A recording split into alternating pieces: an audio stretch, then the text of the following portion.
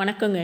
இந்த மாதிரி ஒரு சட்னி இருந்தால் 4 இட்லி இல்லை 8 இட்லி கூட சாப்பிடணும் போல் தோணும்.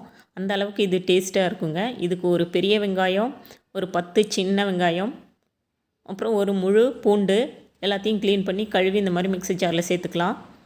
ஒரு சின்னதாக ஒரு தக்காளி அதையும் சேர்த்துக்கலாம். ரொம்ப ரொம்ப குறைவாக புளி சேர்த்துக்கலாம். ஒரு கைப்பிடி அளவு கொத்தமல்லி தழை சேர்த்துக்கலாம். இப்போ இதுக்கு தேவையான அளவு உப்பு, காரத்துக்கு தேவையான அளவு மிளகாத்தூள். இது கொஞ்சம் சுருக்குன்னு தாங்க இருக்கணும், அப்போ தான் நல்லாயிருக்கும். ஒரு 1/4 ஸ்பூன் அளவுக்கு சர்க்கரை,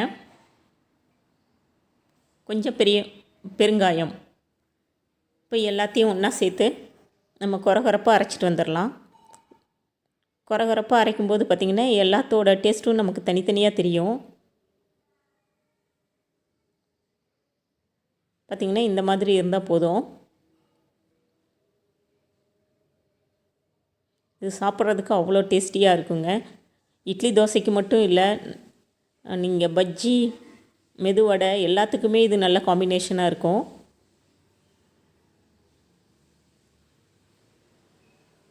இப்போ இதை வேற ஒரு பாத்திரத்துக்கு மாற்றிடலாம்.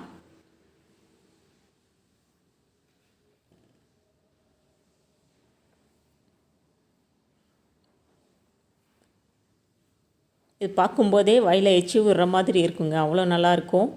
இப்போ தாளிக்கிறதுக்கு நல்ல தாராளமாக நல்லெண்ணெய் ஊற்றிக்கலாம்.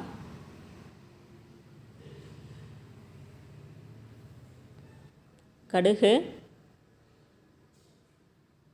உளுத்தம்பருப்பு ரெண்டும் நல்லா பொரிஞ்சு வரட்டும்.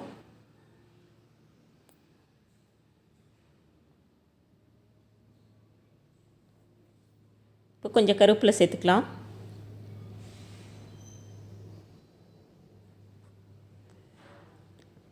பெருங்காயம் சேர்த்து அடுப்பு ஆஃப் பண்ணிடலாம்.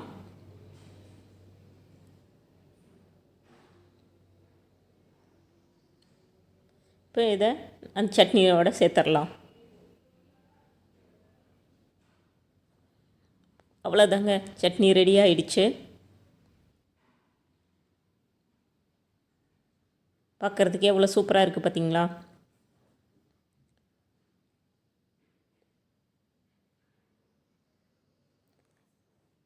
ரா வெங்காய சட்னி ரெடி. இதை நல்லா பிளேட்டில் 4 இட்லியை அடுக்கி சட்னியை வச்சு சாப்பிடும்போது அப்படி இருக்குங்க. இந்த வீடியோ பிடிச்சிருந்ததுன்னா லைக் பண்ணுங்கள், ஷேர் பண்ணுங்கள், சப்ஸ்கிரைப் பண்ணுங்கள். நீங்களும் இது மாதிரி செஞ்சு பார்த்துட்டு எப்படி வந்ததுன்னு சொல்லுங்கள்.